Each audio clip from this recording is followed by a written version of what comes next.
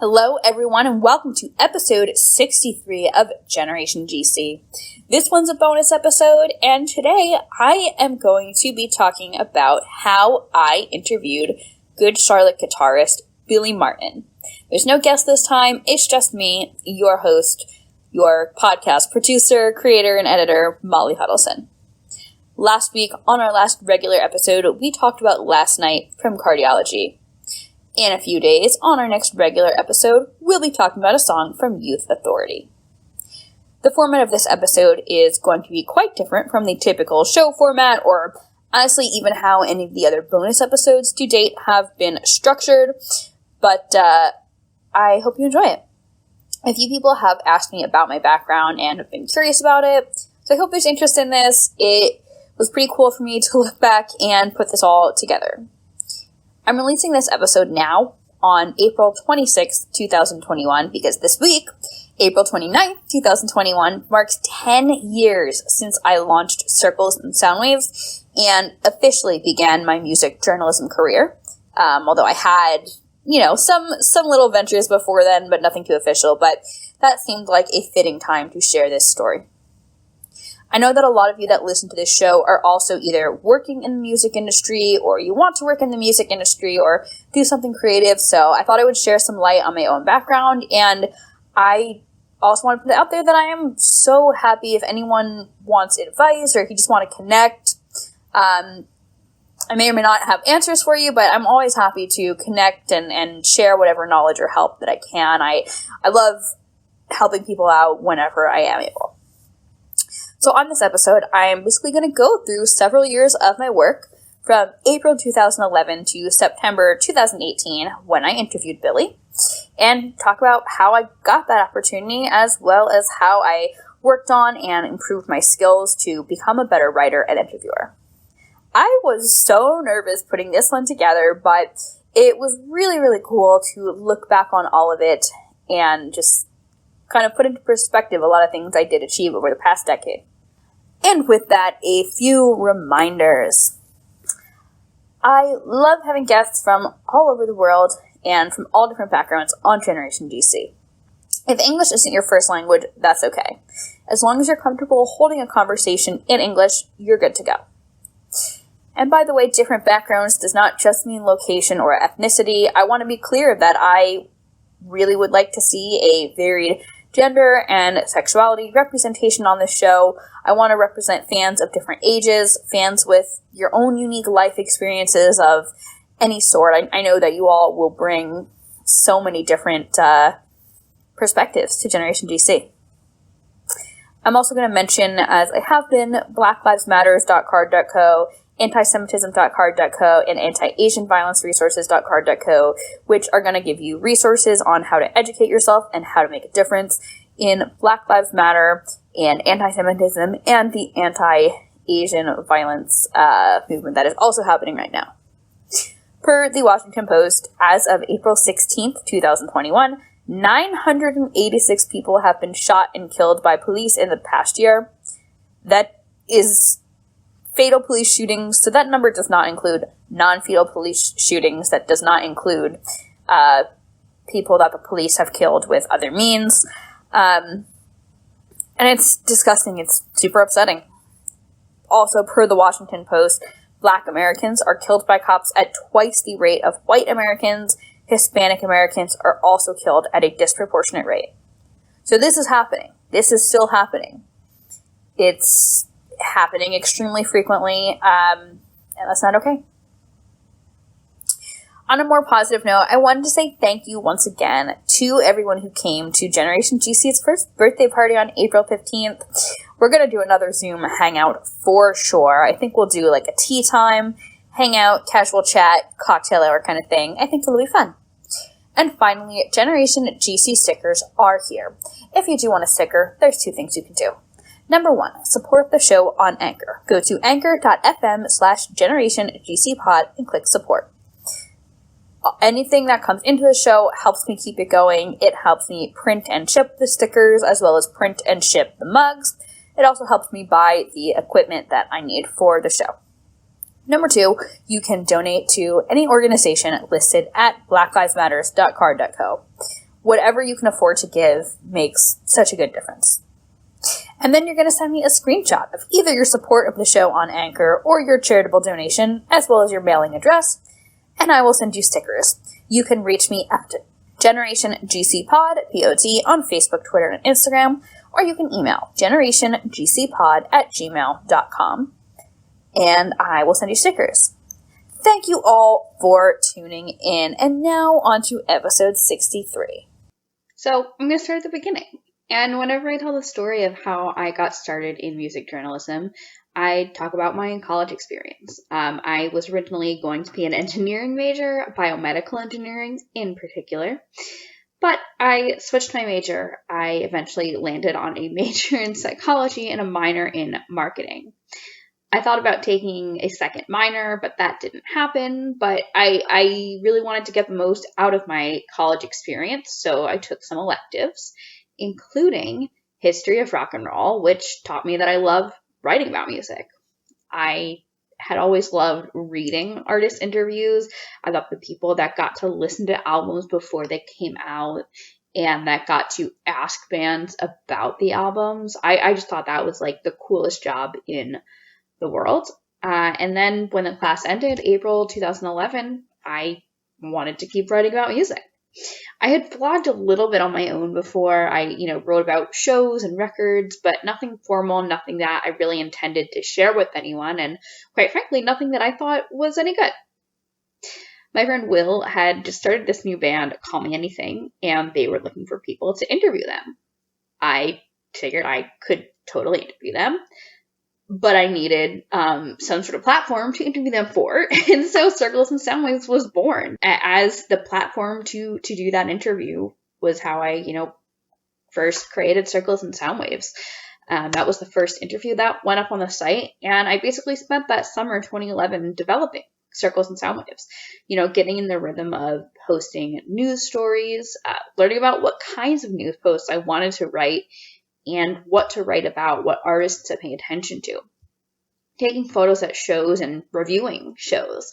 I reviewed a couple albums. I interviewed a ton of bands. I think the biggest thing I gained was learning how to talk to people. It was a huge help in terms of my confidence just to honestly work on walking up to strangers and conducting interviews with people I didn't know. I definitely had a lot of social anxiety growing up. And I think that was part of why maybe I didn't pursue any of this sooner than I did, was because I didn't think I was capable of doing it, of talking to people I didn't know, of, you're at a show and like walking up to the tour manager who you've been texting and, going backstage, and then like an interview, if you think about it, it's kind of a nerve-wracking experience because you're asking them questions that hopefully they've never been asked that exact question before. You're getting people, or you're trying to get people to open up, to speak in depth about their art, and a lot of times it gets personal, and it's great practice for your social skills. Honestly, I think the psychology major helped me on that sense, just in terms of relating to people. A month or two in, I remember saying to myself that if I ever got to interview Good Charlotte, I would get the Circles and Soundwaves logo tattooed on me. I told myself that, even if I didn't interview them for Circles and Soundwaves, that, the site would always be how I got my start. So it would always be a part of me. It would always be my roots in that sense. So I made that pact to myself. So the first big band, quote unquote, that I interviewed was Hawthorne Heights. July 2011, they played at Peabody's in Cleveland. And that was really significant for me. This is a band that I loved in high school, right? I interviewed their drummer, Aaron, before the show. And then while I was photographing their set that night, I just remember thinking, like, I did this. And if I can do this, I can do anything, right? I can do more. It awakened a hunger in me. And I think that was the night that I was really like, I want to do this for the rest of my life. In whatever capacity I can, I want to do this for the rest of my life. Unfortunately, a few months later, fall 2011, Good Charlotte announced that they would be going on hiatus. And I remember thinking like, oh, well, I guess I'm never interviewing Good Charlotte now. But as significant as Good Charlotte, of course, are to me and always have been, I knew that Circles and Soundwaves was more than one band. It was about a whole scene, a community, a whole world. It was about all the new music that I was discovering, that I knew I could discover, that I would go on to discover and write about and tell the world about. And I did, right? But I couldn't do it alone. I realized around that point that I needed some help. I met a lot of people at shows, other writers and photographers, some of the people that like just photographers I would meet at the show because it was like, hey, I have a camera, you have a camera. Some of them ended up contributing to Circles and Soundwaves. I met a ton of local bands. I met touring bands, that I interviewed, and I would get to watch them, get bigger and bigger, which is a great feeling. I met people who worked at venues. Just a few weeks after the hiatus was announced, I remember going to Hero Gyro in Kent. A Hero State and Aristo were on tour together, and my favorite local band, Call It Fiction, was headlining. If you've been to like a local show, you know that it's usually, you get a few like local openers and then your touring bands. And then usually if there's like a quote unquote headliner, usually that's going to be a local band, right? Like the kind of biggest local band, right? We'll play last. I saw a lot of friends there, but I met a lot of new people that night. And I think the coolest part was like meeting all these new people and already feeling like, hey, I can introduce you to my scene, meeting people in the touring bands and being like, hey, I'm part of the Cleveland scene and I can introduce you to it, right? Meeting just other people involved in the Cleveland music scene and saying, hey, we have this thing in common. I also connected with a lot of people online, and I wanted to stress that too. There was this really great blog website called We Are the Kids that was all about young adults getting started in the music industry. They had a lot of great advice, a lot of stuff that really helped me. And I also recruited a handful of contributors by submitting posts to We Are the Kids.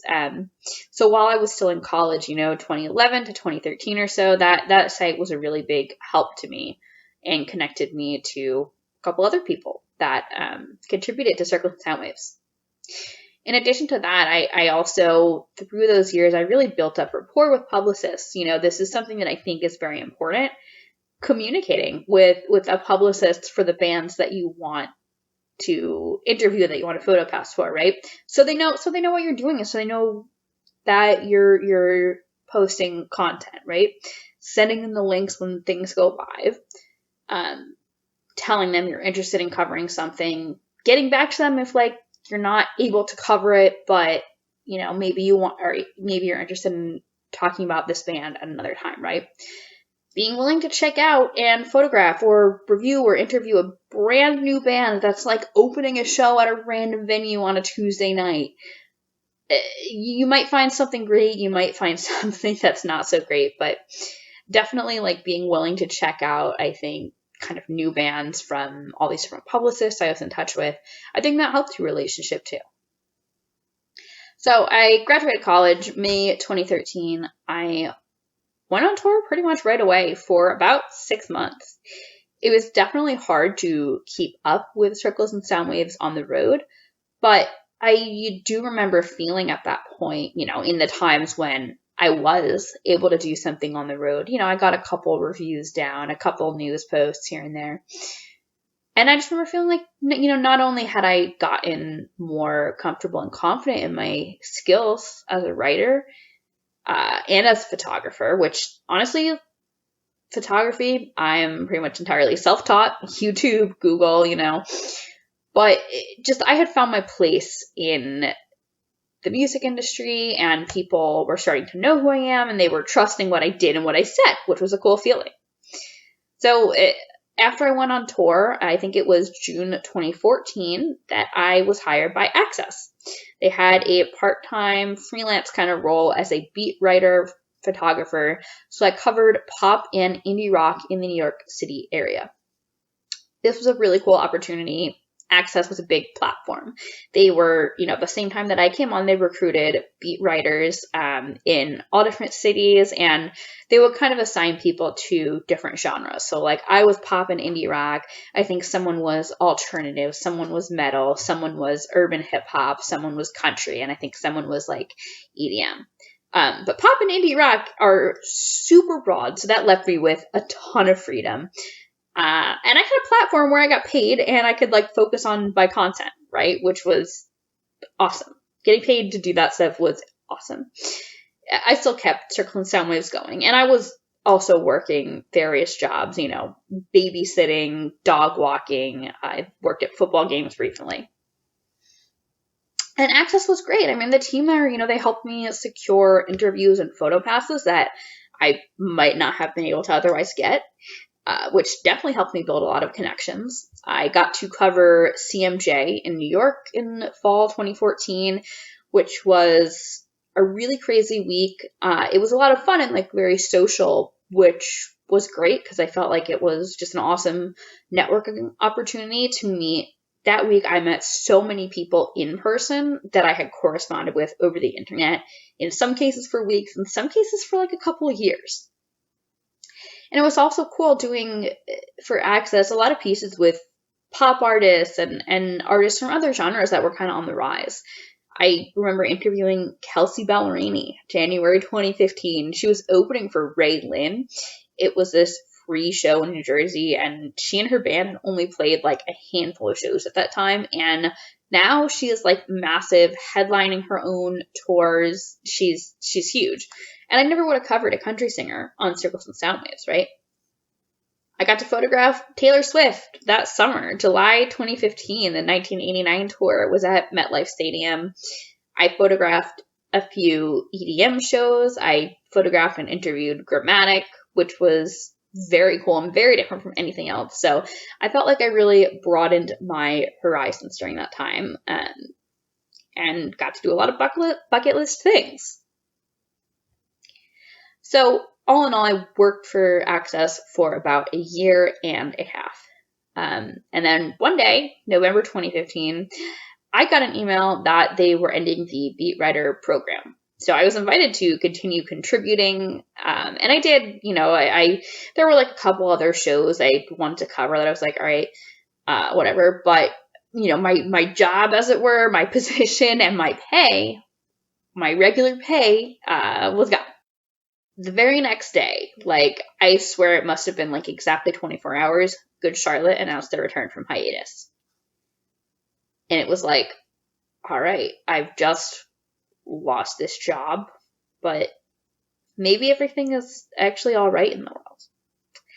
I posted about it on Circles and Sound Waves, and it was a pretty short post, but I don't think I've ever been so excited to write a single news post. Just how incredible was it to write that they were back? It was like, everything is okay.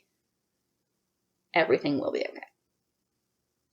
And I knew that I had to get an interview. I mean, especially coming off the heels of everything with Access coming to an end, I was really fueled to do it, to prove myself as an interviewer, to prove my place in the industry, to keep just connecting and working hard and getting in touch with the right people. And, as confident as I felt in 2011, when I was a couple months into it, right?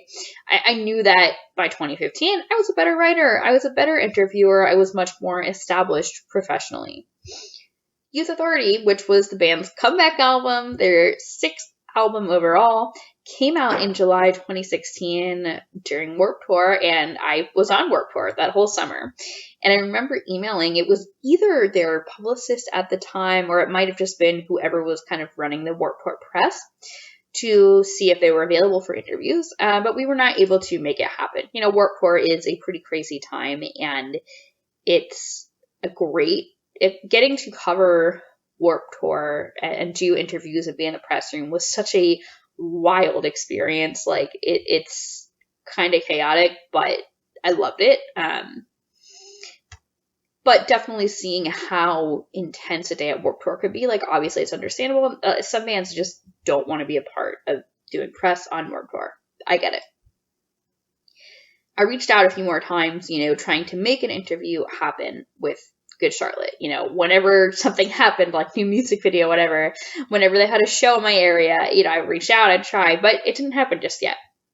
I did, however, I got to review a show on the Youth Authority Tour when they played the Starland Ballroom in Sayreville, New Jersey.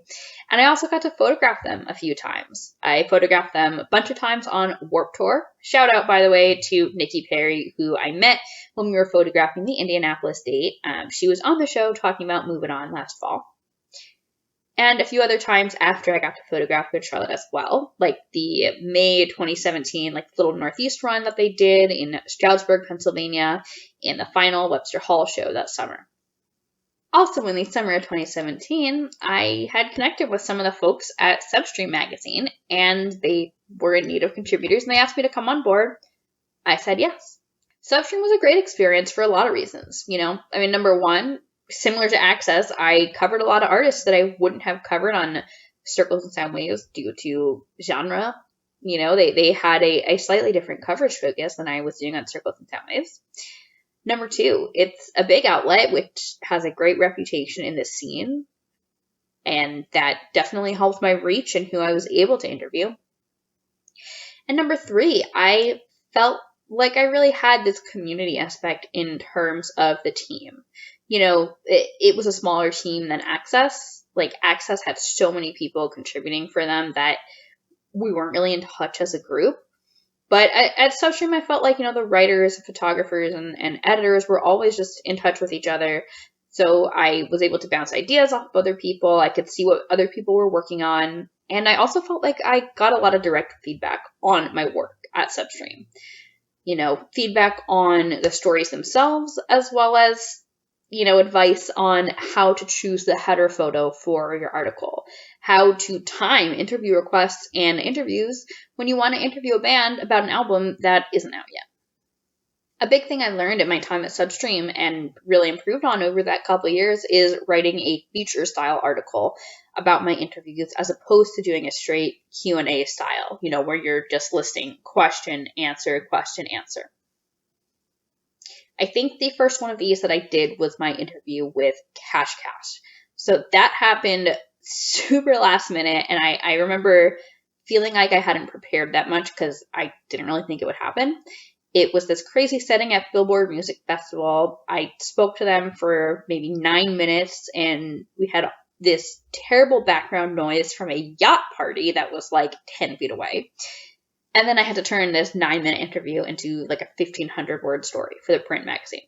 It took forever, but it definitely helped me just fall in love with that format, and it taught me that I really enjoyed writing interview stories like that. I really loved that I could bring in additional background information and context and just add a certain emotion and that narrative quality that you don't necessarily get in a Q&A interview. So that was August 2017. I did a bunch more things for Substream over the coming months, some for print, a lot for their website. And then February 2018, I decided to end Circles and Sound Waves. I had known it was coming for close to a year, and then I woke up one day and I just knew it was time. That's all it comes down to. I remember thinking that, it was it's kind of weird that I'm doing this before I got to interview Good Charlotte, which had always just been this big goal of mine. And I kind of wondered, am I just giving up that opportunity? But I just knew in the bottom of my heart that it was time to end Circles and Sound Waves. And, I just felt like the site was as big as it was ever going to be, and I had kind of done with it everything that I ever would. Could I have kept going and kept doing things on the same level? Yeah, totally. But it was time. It was time for a new chapter. I was excited to focus more on everything I was doing at Substream and just to see what other opportunities were out there. So I kept doing a lot of stuff with Substream. Spring and summer of 2018, Good Charlotte is starting to tease something. I was writing all about it, writing all these news posts as they were teasing and announcing everything. Something that I think is key in terms of making the eventual interview happen is that I made relatively early contact with their publicist at the time. Pretty much as soon as Generation RX was announced in May, I reached out and expressed my interest in doing an eventual interview. And what the publicist said was basically to check that closer to release, as they were looking to set up interviews, closer to the actual album release date. Some artists do want to have interviews published super early on in the campaign or rollout for the album, but something that I did find was pretty common was that even if you conducted the interview a month or so before the release, you'll kind of end up holding off on actually publishing the story until release week.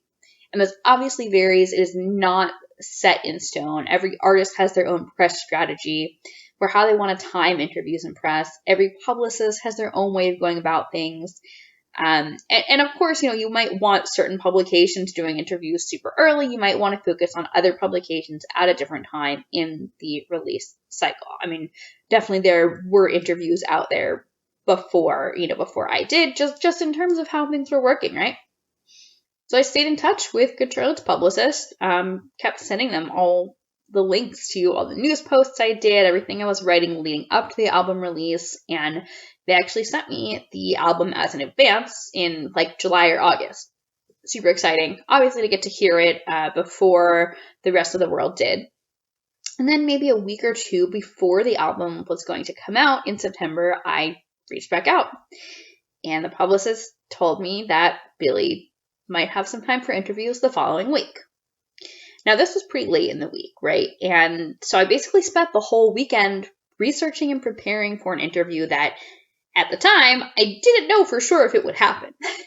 Sometimes you get confirmations weeks out, and maybe you get to schedule the interview itself weeks out, but a lot of times you would get confirmation in advance and then schedule last minute. Sometimes you don't even get that confirmation in advance, right? Especially in, a release week. That's always just a crazy, crazy time.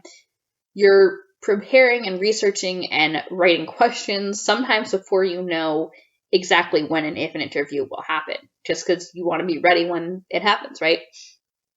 Every journalist has their own strategy. I actually got to talk about my strategy in great detail in an interview for a book called Storytelling and the Music of Journalists by Emma Georgievec.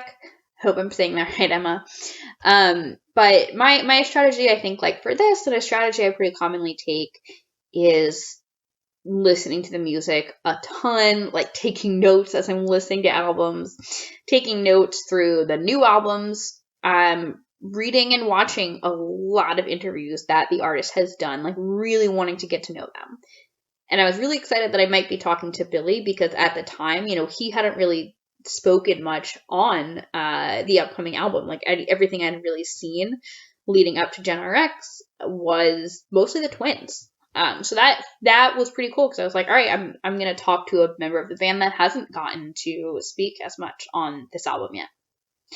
I obviously knew a lot about Good Charlotte going into this, but I really wanted to have good questions for this. I wanted to speak confidently. I wanted to have specifics, and I wanted to have a conversation and eventually write a story that nobody else would be able to write. So Monday, September 10th, it's after 11 p.m. I'm in bed, I've turned the lights off, but I decided to check my email one more time, and I got confirmation of the interview with Billy the following day, Tuesday, September 11th. I said, thank you, yes, we're good to go, let's do it, here's my number for the phone interview. I shot my boss a quick email asking to leave early, explaining the situation, and luckily he was totally cool about it.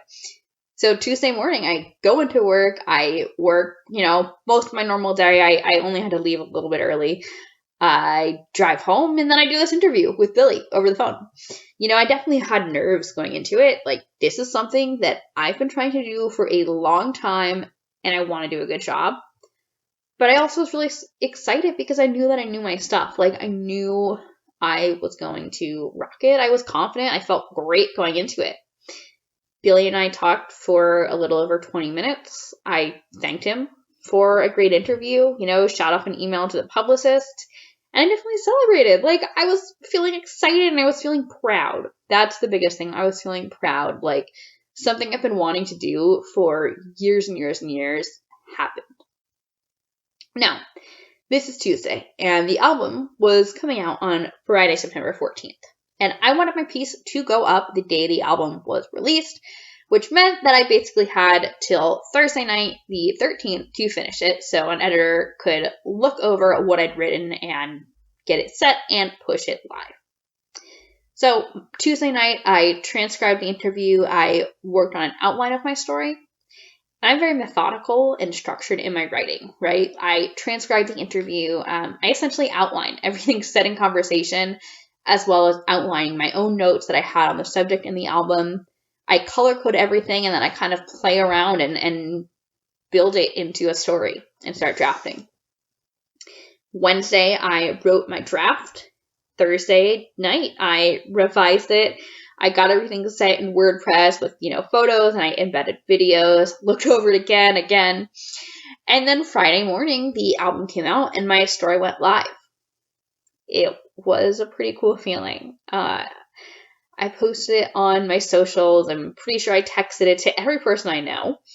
A lot of my friends were retweeting it and posting it too, and it was just really awesome to see people that I loved and cared about being so supportive and recognizing how much it meant to me to get to do this.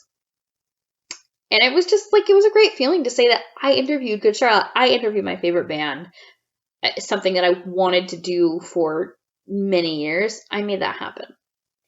And I did end up getting the Circles and Sound Waves logo tattooed on me a few weeks later. It was a really gratifying feeling to look down at my ankle and, realize that the blog that I built not only brought me so many great opportunities in its own right, it also led me to other opportunities that were ones that I've been working towards for a long time.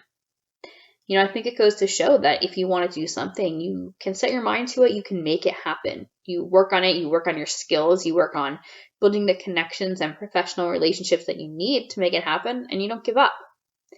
I was told no a lot of times. I did not let that stop me, right?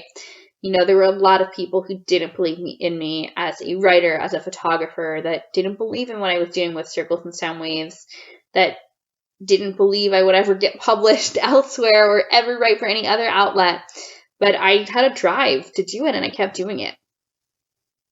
It was definitely a bittersweet feeling when I eventually left Substream in November 2019, but as with ending Circles and Sound Waves, I just knew it was time to pursue other opportunities. I definitely miss writing a ton, but I've really found such a love for doing this podcast that I really didn't even expect going into it.